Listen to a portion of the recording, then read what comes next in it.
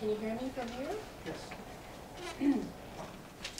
Hello, my name is Aisha Droulard, and I'm here to defend our right to safe, non-medicated water. First of all, I'd like to thank you for doing a wonderful job of purifying our water, considering the source we get it from. I'd like to ask you to think about why you're wasting all that hard work by adding hydrofluorosilicic acid to our finished drinking water.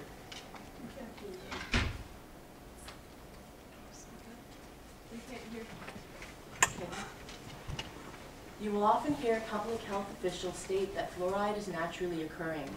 This is true, but we're not using naturally occurring fluoride in our water. As you know, what we use is hydrofluorosilicic acid.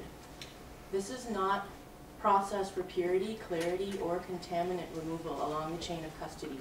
Health officials say that hydrofluorosilicic acid is not a byproduct, but as you can see here, it is the liquid waste pollution collected from the wet scrubbers of the phosphate fertilizer industry. It is classified as a hazardous waste and is illegal to dump anywhere in the environment until it's placed in a tanker and sold for the purpose of artificial water fluoridation. Then suddenly it becomes a product. It costs thousands of dollars per ton to properly neutralize and dispose of it. Therefore, industry would just rather sell it to you. Fluoride is not, artificial water fluoridation is not economical. Treating dental fluorosis has become a multi-billion-dollar industry. Health officials claim that dental fluorosis is merely a cosmetic problem, but our teeth are the windows to what's going on in our bones. Beyond just the chemical costs of fluoridating, there are other costs, such as future medical costs due to negative health effects caused by fluoride, such as hip fractures in the elderly, not to mention damage to the environment. Why does the city pay to help polluting industries get rid of their toxic waste and risk damaging our lakes and rivers? Fluoride is not equitable.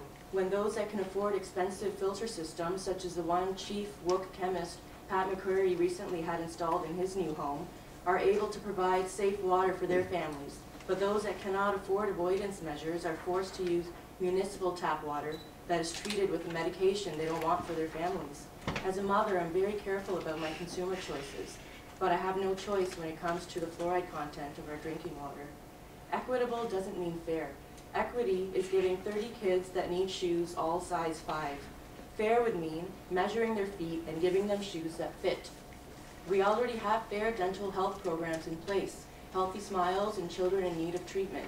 These programs ironically cover the cost of dental caries and fluoride treatments, but not dental fluorosis, the damage caused by ingesting fluoride. These provincially funded programs offer individual dental care to those that need it. It's much more fair than delivering medication to everyone, whether they need it or not, whether they're sensitive to fluoride or not, whether they've been harmed by artificial water fluoridation, or whether they even have teeth or not. Not to mention how unfair it is that most of this medication is dumped into our environment because we only drink about 1% of the municipal water. Artificial water fluoridation is unnecessary. Over a decade ago, the Center for Disease Control named fluoridation of community water as one of the top 10 achievements of the 20th century. Well, we're now in the 21st century, and what the Public Health Unit fails to state is that more recently, the CDC conceded that the method by which fluoride works is topical, when applied to the surface of the teeth, not by ingesting it. Fluoride is not a nutrient. Our bodies do not require fluoride. Fluoridation products are drugs that are unapproved by the FDA and are therefore being illegally marketed. How can we say it's safe if Health Canada has never bothered to conduct any toxicological studies? The CDC, along with the American Dental Association, two of the largest promoters of fluoridation, have both issued advisories to parents to not prepare baby formula with fluoridated water. I feel relieved that I breastfed my children because babies consuming formula made with fluoridated tap water are exposed to up to 200 times more fluoride than breastfed infants. By recommending Windsor Utilities Commission mass medicate their customers without informed consent, Public Health and Dr. Hyman are asking you to do to everyone what a doctor or dentist could do to no one. There is nothing ethical about administering any drug in a public water supply when it denies our right to informed consent to be medicated. Is it really ethical to administer any drug in a public water supply when it isn't even regulated, when there's no control over dosage, when nobody has been assessed and nobody is monitoring our total fluoride exposure? This is forced medication. Should this board vote to recommend the City of Windsor cease fluoridation, we'll join the ranks of the rest of Essex County, most of Canada, and most of the world, including Europe, where several countries have even banned the import of goods made with fluoridated water. This is a small sample of fluoride-free communities in Canada. In the last 15 months alone, 14 Canadian municipalities have stopped fluoridation. Can you just wrap up for us then? Can you just, Yes, because this you're is just a the little ending. over 5 minutes. We now. recommend that you ensure our water is safe by stopping artificial water fluoridation. Until this practice is stopped, please commit to adding warnings of possible side effects on our water bills. That's the last slide. Here's a list of organizations in favor of fluoride-free water. I can hardly believe I'm sitting here today trying to defend my right to water free of medication. There's something wrong with this picture. I just want to make it clear that we will not give up until it is decided that hydrofluorosilicic acid will no longer be added to our water. Water should be safe for everyone, not a vehicle for delivering drugs. Thank you for your time. Thank you as well. The presentation we have in our package then is consistent with what you just read to us, right? Is that correct? Chantal?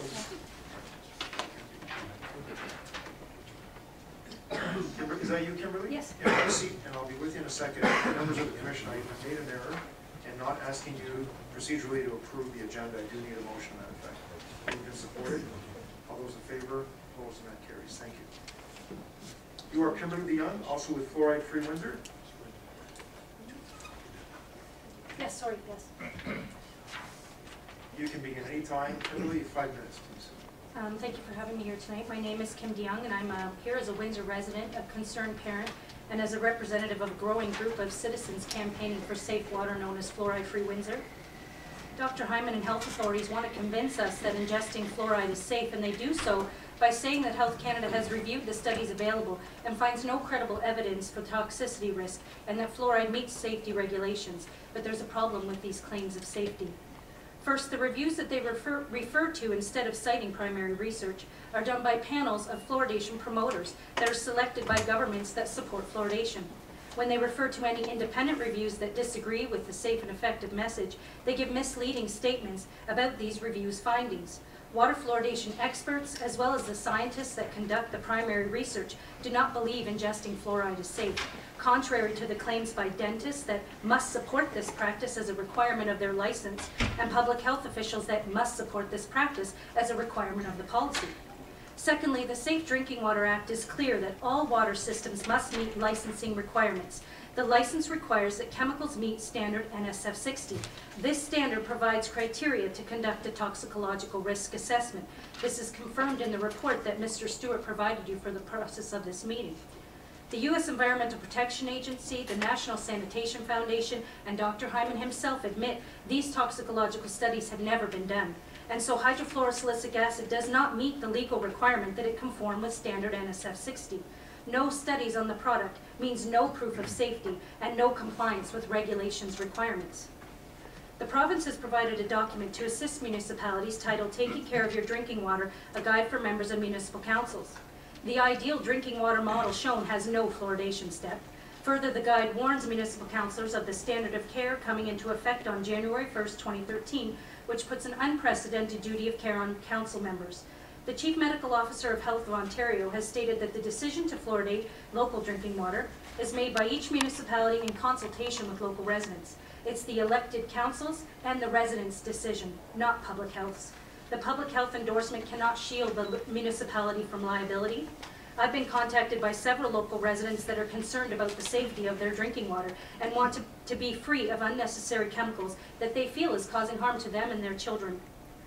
Dr. Hyman claims that it is not harmful to dump 99% of the fluoridation chemical into our environment by citing a study done in Montreal, Quebec. Quebec has very little artificial fluoridation, and this study dealt with fluoride levels in the St. Lawrence River, which has much more water volume and movement than does the Detroit River and the Great Lakes. What Dr. Hyman has failed to do is provide statistical data on our environment and our bodies of water to prove that the practice he endorses is in compliance with environmental legislation.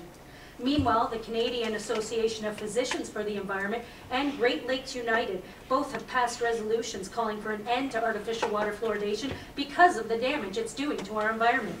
The Windsor-Essex County Environment Committee also passed a motion recommending that the city stop fluoridating. In the absence of scientific consensus, it would be negligent for municipalities to keep the status quo and prudent for them to exercise the precautionary principle. This principle requires that we consider the possible benefits, the possible harms, and whether there are feasible alternatives for producing the benefit. For fluoride, the benefit is slight, if any, and does not pertain to a threat to public health. Possible harm is great and almost certain. For some harm, like dental fluorosis and thyroid suppression, there are harmless and accessible alternatives for attaining the desired benefit, and so fluoride does not pass the test of the precautionary principle. Dr. Hyman says that the dental disease is the most widespread chronic disease in childhood. Isn't that telling about the effectiveness of water fluoridation? After 60 years of medicating us with industrial-grade fluoride, we still have rampant dental decay?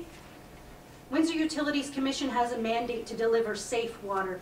According to the 2006 Windsor Utility Commission report on fluoridation, fluoride was added to a level of 1.2 milligrams per liter before it was reduced to 0.65 milligrams per liter. Does this mean that for decades your customers were getting twice the concentration of fluoride that is considered safe today? Will we be told in the future that the safe limit is lower still, as public health finds it more and more difficult to disregard the mounting evidence that fluoride accumulates in our bodies and is causing harm? The town of Lakeshore's Water Administration advised their council to discontinue fluoridation, even after consulting with Dr. Hyman, because they determined that fluoridation does not contribute to the municipality's objective of providing safe water.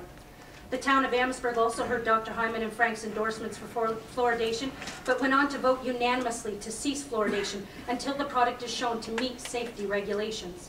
Earlier this year, the Peel Region councillors have gone so far as to insist Health Canada test the product for safety. These and many other municipalities were not afraid to go against political endorsements and break status quo, and instead decided to take precaution. Tecumseh and LaSalle councils were not convinced by the health authorities' fluoridation endorsement either. Neither council was willing to pass a motion to continue with the status quo. I'm one of these low-income people that this worn-out policy claims to serve.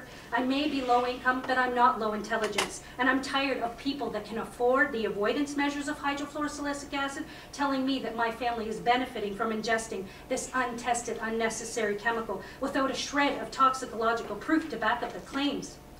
Health Canada says we need to monitor our own fluoride intake.